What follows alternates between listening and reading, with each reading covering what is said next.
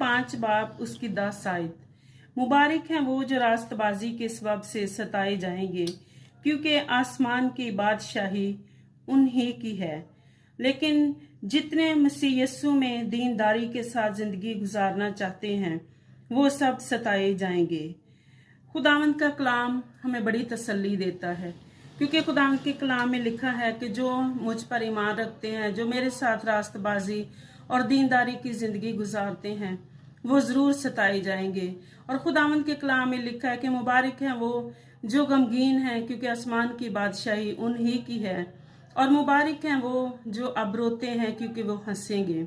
तो हम खुदावंद के कलाम के लिए हम शुक्र करते हैं कि इन हालात में जो जड़ावाला में हुआ है कि लोगों ने खुदावंद के घर को तोड़ दिया, सलीब को बेहुरमत किया और कलाम मुकद्दस को जो इल्हामी किताब है उसको बेहुरमत किया, लेकिन खुदावंद ने